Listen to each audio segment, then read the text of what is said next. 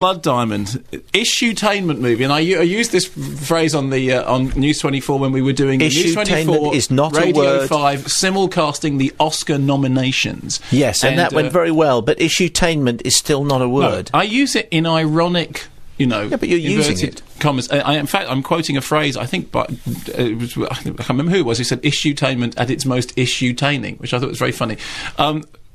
Obviously it's a non-word, but I mean it in exactly that way. It's one of those movies that it's an entertainment movie, but it's dealing with an issue. And it has to be said that Blood Diamond, which deals with the issue of conflict diamonds, this is diamonds coming from conflict areas in which the sale and creation of the diamonds is funding the most appalling violence, needed to be put into the forefront of the public's consciousness, and indeed the film has done that. And it's very interesting that coming up to awards ceremony, the question of whether or not it's all right for celebs to be wearing diamonds has become something which everyone is talking about. So it has absolutely succeeded in doing the thing that it primarily set out to do, which was to put the issue of conflict diamonds in the public eye. Whether or not that makes it a great drama or not is a slightly different question. Leonardo DiCaprio has been Oscar nominated, as you know, for his central role, and he plays a kind of mercenary type character who goes into war-torn Sierra Leone in search of this incredibly valuable diamond. Djimon Hounsou is an oppressed local man who's lost his family and agrees to go along with Leonardo DiCaprio for reasons which are much more honourable and much more,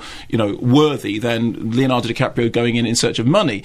Then you get Jennifer Connelly, who is the I have to say, not very credible journalist who sort of develops an awkward friendship with Leonardo DiCaprio's character, and during the course of their relationship, he starts to discover that maybe there's more to life than just being a total scumbag. Now, there's been a lot of, I think, completely unjustified mocking of Leonardo DiCaprio's accent, which I think is actually perfectly fine. It's a hard accent to do, and I think he does a pretty good job of it. I have in the past, the distant past, been very, very down on Leonardo DiCaprio, largely because of that crime against cinema and good taste, Titanic. You told him that as well last time he was on the programme. Yeah, no, I know. It all goes silent just for a moment.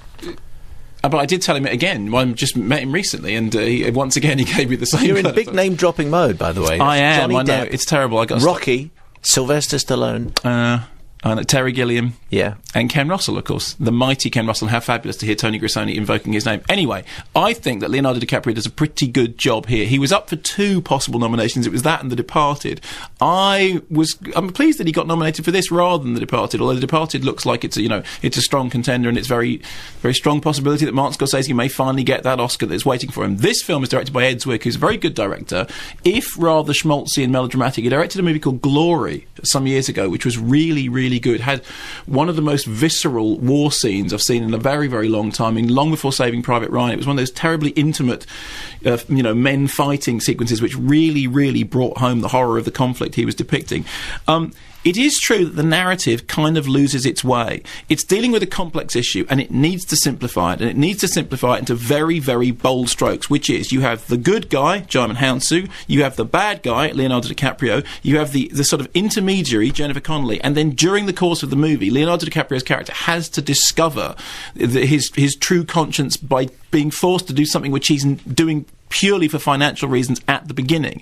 And in the end, when we get into the final act of the film, it really does creak and groan and fall around itself. Jennifer Connelly does as best she can with what is basically a duff role. I mean, her role as the journalist really doesn't gel very well. And for a lot of the movie, it's an action movie. It is a kind of action-adventure film, and I think they're very clear about this. They want it to be a movie that's got a mainstream popular appeal. If you look at the posters, if you look at the publicity for it, it's selling it as an action-adventure movie with big, likeable, knowable stars. Once again, the issue has come up of dealing with an issue in a foreign country, but in which it's mediated through a white male Hollywood star. I know this always comes up. Personally, I don't think it's the problem that other people think it is, because I think they know who their audience is. It's a mainstream movie. You're talking to Tony Grisoni about whether or not his film will be seen in multiplexes. This is a multiplex movie.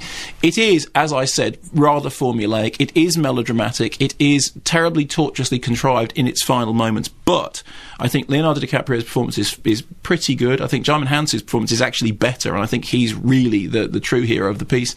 I think Ed Zwick knows what he's doing in terms of getting a difficult issue into mainstream cinema. And for all the things that are wrong with it, in the end, it's pretty acceptably solid mainstream fare that actually wants to talk about something.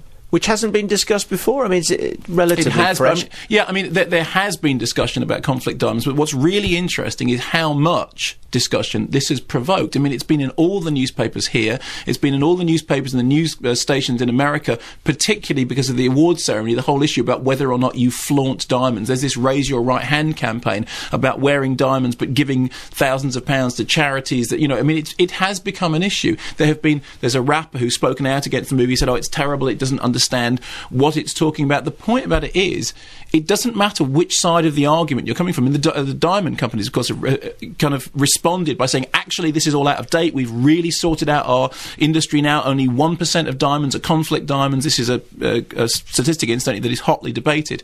It doesn't matter. What matters is it's being debated at all. And I think, as, again, to use a phrase which you're going to hate, it's a water cooler issue-tainment. It is water cooler issue-tainment at its most water cooler issue-taining.